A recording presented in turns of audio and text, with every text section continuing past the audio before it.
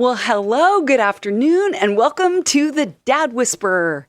I'm your host, Dr. Michelle Watson, and I'm so excited that we have another opportunity to join together and talk about this awesome topic about dads and daughters. I'm telling you, I never get tired of this topic, and it's continuing to be more of a passion than I could have ever imagined, as I really believe that as dads dial into the heart space of their daughters, that will change our country from the ground up. Honestly, if this is your first time tuning in, I'm glad you're here. If you're a seasoned veteran listener by now, I'm glad you're here too. So I just say the more the merrier, right? Well, as one who's deeply invested in the dad-daughter relationship, I know I don't have to tell you that anymore, because I'm doing that because I really believe it aligns with the heart of God as a father, right? And so you dads are helping build a bridge to God as a father. And as dads experience a heart turn, right? God said the hearts of fathers have to turn. If dads can do that with their daughters, honestly, it's a piece of cake with your sons, right? So that's what this is about today. And before we get to the topic, I just got to say something about now that it's post-election, we can all maybe or maybe not breathe a little bit.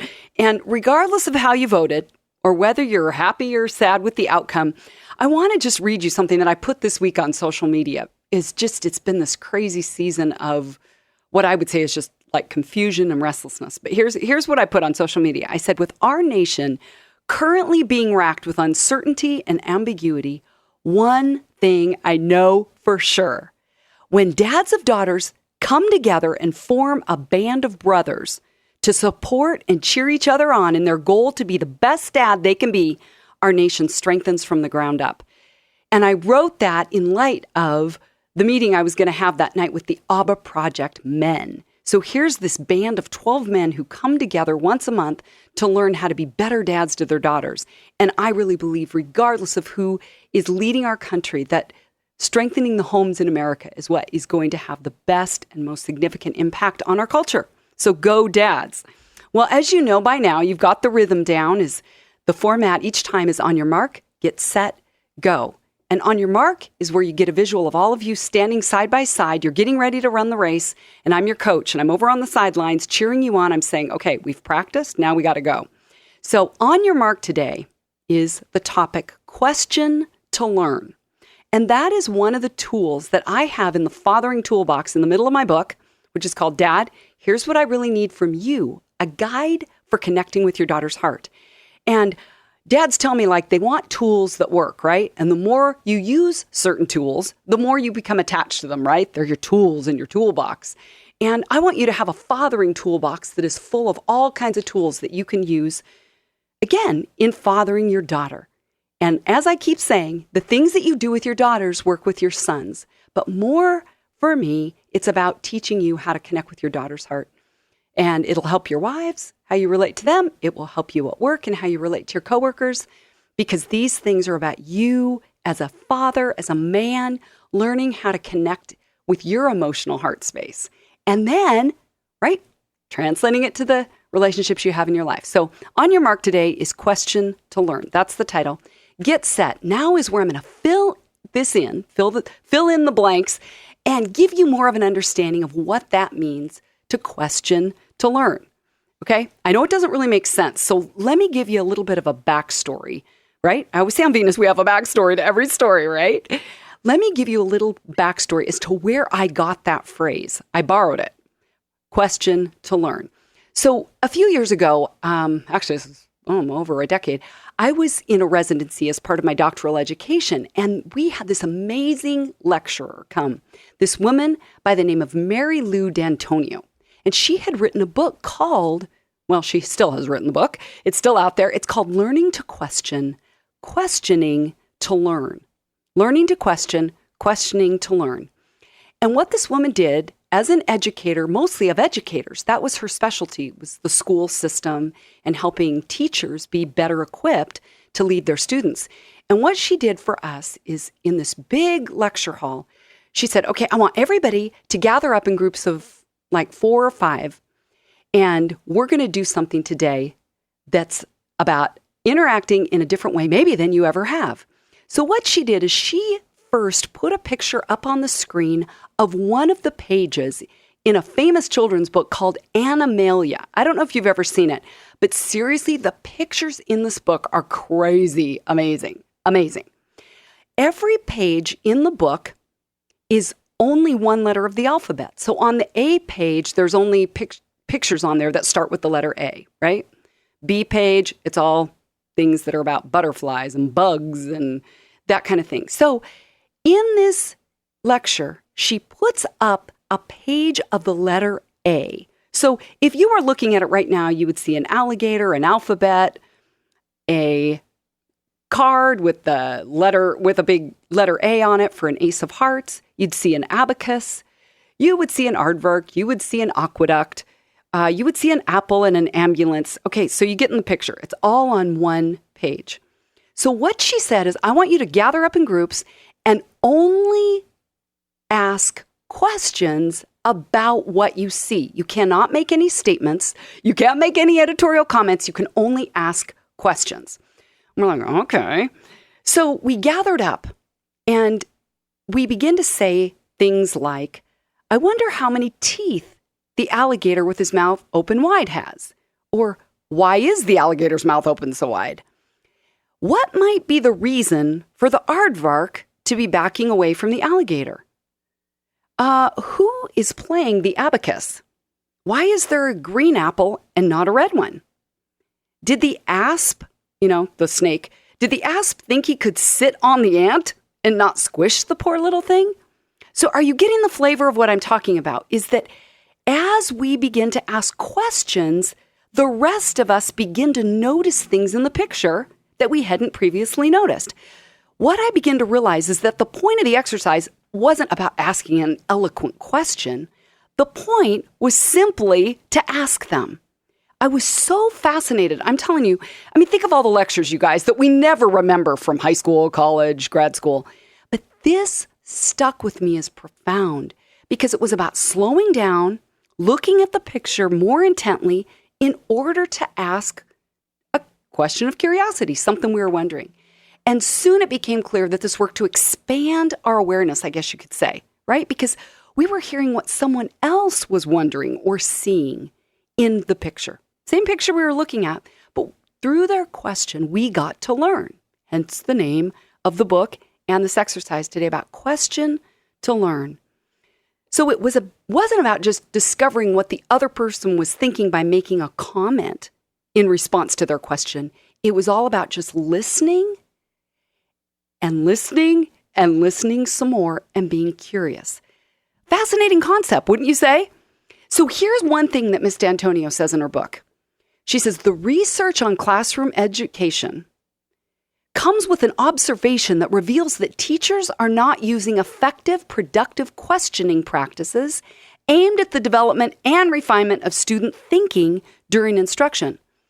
She went on to say, for the most part, teachers ask low-level, rapid-fire recall questions. Did you catch that? Low-level, rapid-fire recall questions that require at most 1 or 2 sentence answers. The question we pose is why. Okay, that's her quote. So here's what I want to say. Okay, that's talking about school. Now I'm coming back to you dads. So before we go any further, she ended by saying the question we pose is why, and that leads to 1 or 2 question, answer, dynamic responses, right? So think about this. When I was in grad school at Lewis and Clark College for my master's, I still remember what one of the teachers in one of my very first counseling classes said. She said, the better questions you ask, the better counselor you will be. Isn't that good? And here's what I would say to you, dads. The better questions you ask your daughter, the better connected you'll be, the better informed you'll be. The better questions you ask, the more your daughter will open up to you and reveal her heart to you. She will hear it less as an attack and more as a curiosity kind of inquiry. Just like I taught you at the beginning about putting the words I'm wondering in front of a sentence. Do you see how this tool goes hand in hand with that? Because I want to build your repertoire, dads, in your fathering toolbox of things that actually work.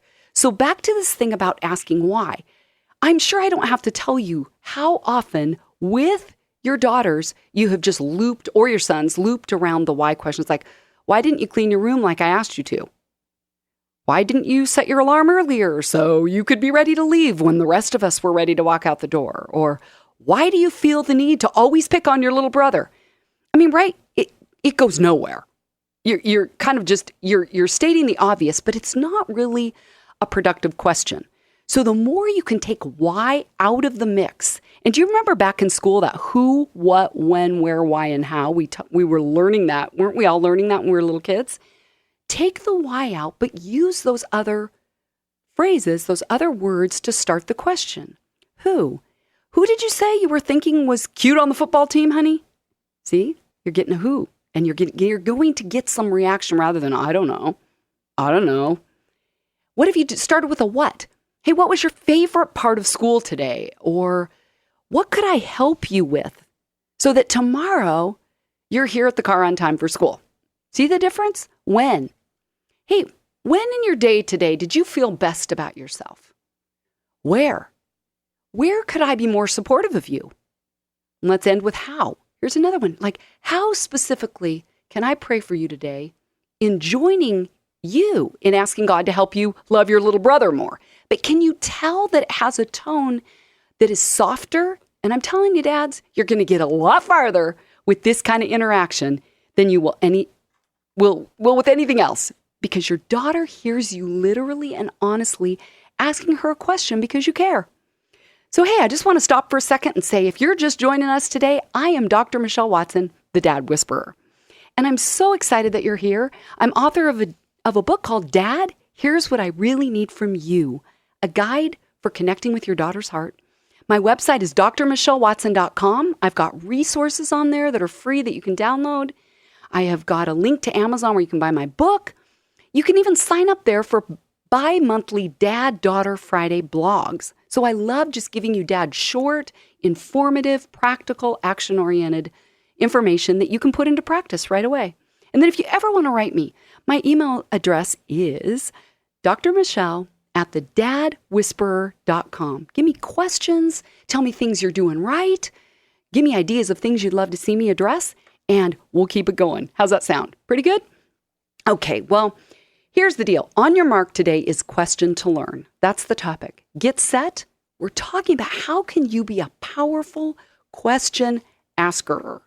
Is that even a word? Asker? Hey, whisperer. I guess it goes together, right? Okay, wait, too many random thoughts. Back to the topic. Okay, so here's the deal. I have told you that I've been given this name, the Dad Whisperer, by a friend named Chris. And that basically means that you as a dad, as I'm giving you these tricks of the trade about what works on my planet of Venus, right? You're on Mars. Remember that you don't have to reveal your sources about where you learned this. You get full credit for doing these things. And here's what I want to teach you today is how to ask great questions as you learn more about what your daughter needs, what she thinks, and you're honestly using tools. So you got to do tools to hone your craft, hone your skill to be better at what you're doing, right? And so often, like I've told you, men would rather do nothing than do it wrong. So if you find that you ask a question like, hey, why didn't you set your alarm earlier? And you get no response, you think, I'm not dealing with her. This is way too much drama. I'm sending mom in. But guess what, dads? If you asked it a little bit different, you are going to get a better response. Because what if you said, honey, what could I do to help you get up on time so that we can get out the door on time? See how different that sounds? Well, I hope you can hear how different that sounds. It sounds different to me as a girl. That's what I'm just telling you. And this whole idea about questioning to learn, right? It's about active listening and learning how to ask questions so that you can really learn what's going on with your daughter. Because oftentimes, I have heard this many times through the years, because I've been a counselor now for almost 20 years and been investing in girls for, I just counted up, 37 years. And I have heard often that dads will jump to a response that's pretty intense before getting all the information, right? So this is going to help you, dads, slow down as you question to learn, because you're going to gather more information before you have a reaction. You're going to be proactive instead of reactive. So I have got a two-part dilemma a dilemma fixer, I guess you could say, of how you can listen better. Okay? Number one, what is going to help you stay more engaged in a conversation when your daughter is going on and on and on, and you're like, you lost me way about 10 miles ago. And you're sitting there kind of looking like a deer in headlights and zoning out, and you're thinking about, your workout, or you're thinking about what you got to do tomorrow. But here's the deal, Dad. When your daughter is talking on and on, you will better dial into the conversation if you can ask a question in the middle of it. Like, just insert it right in the middle of the monologue. I mean, you could say like, oh, wait, what did you say your friend did when he looked at her like that? Or, hey, oh, what did you say that Katie told you about your outfit today? See, they're what questions that will let her repeat something. But by you asking a question in the middle of all the words where you're like, oh, that's too much, you will better stay the course because you've just awakened your brain by asking a question. Does that make sense? So you're letting her know that you heard her. Okay? So one idea, the dilemma fixer, the solution to the dilemma about how do I ask good questions so that I learn more about my daughter. Number one, insert questions, even if you really don't care. I really don't care what Katie told you about your outfit, but it's actually teaching you how to care about the things that your daughter cares about. Again, I've had a lot of dads say she goes off so many tangents, goes off on so many like side roads that just don't seem important. What I want to say is, to you, they don't seem important. Because here we are as girls where we figure things out. Okay, you maybe have heard me before and know how to finish the sentence. We figure things out what? By talking. That's how we figure things out. So those details are important to her, and you are learning to turn your heart toward your daughter by attending with your listening skills to those details that matter to her. Does that sound good? Okay, number two, here is my second solution to the dilemma of how do you question to learn. Number two, you're going to love this. I promise you. This is an awesome tool that dads have told me really works. And it's actually simple. That's why you're going to love it. Okay, all you have to do to ask a good question is to listen to the last word of her sentence or the key word in her sentence. So let me give you an example. Okay, so you pick up your daughter from school and you go, "Hi, honey, how was your day at school?" And what does she say? Yep, she says, "Fine." And here's where the conversation often ends for men. They'll go, "Oh, good, hon, I'm glad you had a good day." So you get home and her mom says, "Oh, how was her day at school?" And you say, "Oh, it was fine." Okay, men, listen to me. That is a non-answer answer on Venus. That's our throwaway. We just told you nothing. So here's the deal. When she says, "Fine, how was your day at school, honey?" "Fine." Here's your follow-up. "What about your day was fine?" She'll go, "Well, okay, in choir, like there's that really hot guy named Aaron. Like today he smiled at me and I was dying." And you're going, okay, wait. Keyword in the sentence, Aaron, it's the guy. Or you could say, "I was dying." See, it was the last thing she said. So you could either say, "Tell me more about Aaron." Or, why were you dying? Look, I threw a Y in there, but or could say, "What about Aaron smiling at you had you dying?" She might go, "Well, because then like everybody saw and my face totally turned beet red and I was so embarrassed." Okay, another trick of the trade. You can state and restate what you just heard her say. Really? Everyone was looking at you and you were dying? So it's a question tone, but it's really just restating what she said. Okay, are you getting this?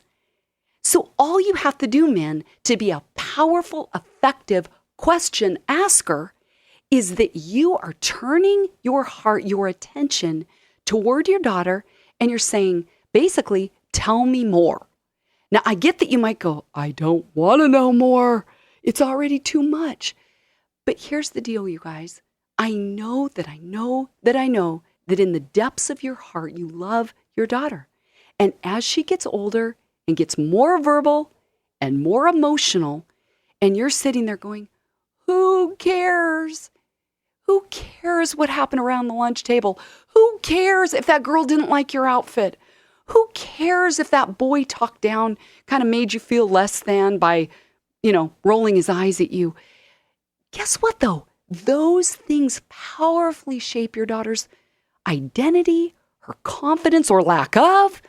And you as a dad, when you come in and you help provide a different response than she got at school, okay, are you with me? That, dads, is how you hit it out of the ballpark as a dad. That's what is going to help your daughter grow to be more empowered, more confident, more of a world changer, basically. That's what this is about, is going, wow, all through Scripture, we see that God used powerful women. I mean, we look back at Deborah.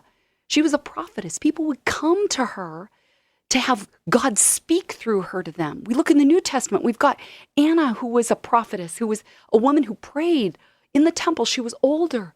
We see these women that had powerfully moving hearts that shaped a nation at times where they needed a woman to be present. Look at Mary, the mother of Jesus, powerfully effective because she said, God, I'm willing to partner with you to change the world by letting this Son of God be in me. One other layer that I just want to answer, kind of add here, before we finish this topic of how to be a great question asker, is knowing that Jesus modeled how important it is to ask great questions because he asked them. I just wrote down 3 here that I wanted to share with you that just show the power of a good question. And we can look to Jesus and get that model. Okay, in Matthew 9:28, he said, do you believe that I am able to do this? Don't you love that? Before working a miracle, he looked at people and said, do you believe I am able to do this? Powerful question. A little farther in Matthew, chapter 22, verse 42, he said, what do you think about the Christ?